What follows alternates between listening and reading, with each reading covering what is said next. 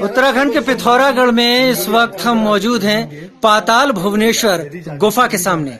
इस गुफा की खासियत यह है कि ये त्रेता युग में मौजूद थी, उसके बाद द्वापर में भी इस गुफा का उल्लेख मिलता है और इससे पहले कलयुग की अगर बात करें तो 822 में शंकराचार्य जी ने इस गुफा को खोजा था। उसके बाद चंद राजाओं को इसकी जिम्मेदारी दी गई, जिन्होंने भंडारी परिवार को इसकी देखरेख के लिए नियुक्त कर दिया। और अब टीवी ट्यूब अमेजिंग वर्ल्ड इस वक्त गुफा के मुहाने पर है। ये गुफा करीब 90 फीट नीचे है और नीचे करीब 130 मीटर 130 स्क्वायर मीटर का एरिया है, जहां पर तमाम कलाकारियां प्रकृति ने रची हुई हैं, जो कि इस गुफा के अंदर मौजूद हैं। चलिए एक छोटी सी झलक देखते हैं कि इस पाताल भुवनेश्वर की गुफा में आखिर क्या है और किस तरह से हमारे पुराणों से वो जुड़ा हुआ है। चलिए एक लंबी गहराई की तरफ चलते हैं। यहाँ पर जगह जगह जंजीरें लगा दी गई हैं, जिससे कि लोग नीचे जाते वक्त फिसले नहीं। एक अलग ही यहाँ पर रचना है, एक अलग ही दुनिया है, जो कि इस पाताल भुवनेश्वर की गुफा के अंदर मौजूद है। उत्तराखंड के पिथौरागढ़ में गंगोलीहाट कस्बे से करीब 14 किलोमीटर दूर ये गुफा मौजूद है। इस वक्त हम 90 फीट गहरी इस गुफा में आगे बढ़ते जा रहे हैं।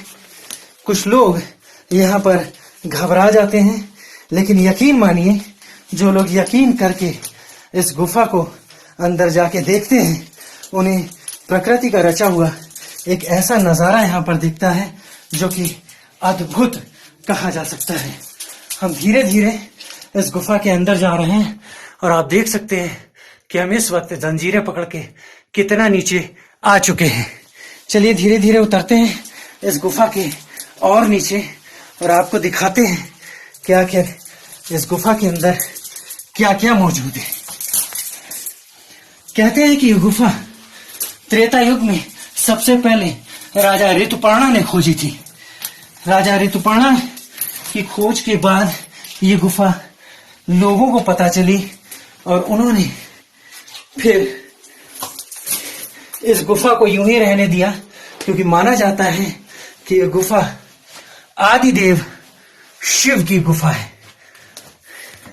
यहाँ पर स्कंद पुराण का इस गुफा का स्कंद पुराण में उल्लेख मिलता है। तो आप मेरे साथ चलते चलिए। टीवी ट्यूब अमेजिंग वर्ल्ड आपको लिए जा रहा है उस गुफा के अंदर, जो गुफा इस वक्त आपके सामने है। इस गुफा के नीचे आते हैं तो सबसे पहले शेषनाग की आकृति यहाँ पर दिखाई पड़ती है। पुराणों में शेषनाग का उल्लेख है। कहते हैं कि इस शेषनाग के ठीक ऊपर पाताल भुवनेश्वर है और शेषनाग के सर पर है, यानी पूरी की पूरी धरती इस वक्त शेषनाग के ऊपर है।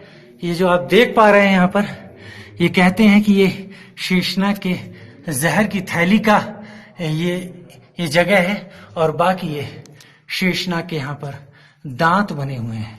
अब यहाँ से आगे चलते हैं तो कहते हैं कि ये शेषनाग की रीढ़, ये पूरी शेषनाग की रीढ़ है।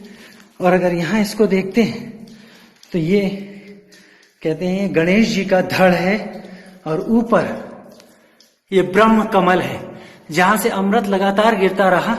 और जब शिव जी ने गणेश जी का यहाँ धड़ अलग कर दिया था, तो फिर उसके बाद यहीं से गण गए थे और एक हाथी का सर लाए थे। तब तक के लिए इस धड़ को जीवित रखने के लिए ये ब्रह्म कमल लगातार अमृत गिराता रहा था। अब गुफा का ये हिस्सा भी अपने आप में खास है। ये कुछ अमरनाथ गुफा की तरह लग रहा है, जिसमें से ऊपर से लगातार पानी की बूंदें नीचे टपक रही है। हालांकि अमरनाथ में बर्फ है, लेकिन यहाँ पर लगातार पानी है और पत्थर का बना हुआ है और ठीक उसका एक रूप यहाँ पर मौजूद है। कहते हैं यहाँ पर सभी भगवान उसी रूप में विराजे हैं, यानी पाताल भुवनेश्वर में पूरी कथा, पूरी सृष्टि पहले ही बना दी गई थी। ये जो लिंग आप देख पा रहे हैं, ये करीब करीब अमरनाथ के शिवलिंग जैसा है। हालांकि वहां पर उसके ऊपर बर्फ जमी हुई होती है। और इसके साथ यहाँ पर ये 5 बद्री आपको दिख रहे हैं। यहाँ विष्णु है, कुबेर है, लक्ष्मी है, गरुड़ है और ये यम है। तो ये 5 बद्री हैं और इसके साथ यहाँ पर ये केदारनाथ जी का दर्शन आपको दिख रहा होगा। ये ठीक उसी तरह से पिंडी रूप में है जैसा असल केदार में है। पाताल भुवनेश्वर की इस यात्रा में टीवी ट्यूब अमेजिंग वर्ल्ड अभी आपको इतना दिखा रहा है। दूसरे अंक में आगे की और जानकारी देगा। देखते रहिए, लाइक करते रहिए, सब्सक्राइब कीजिए टीवी ट्यूब अमेजिंग वर्ल्ड।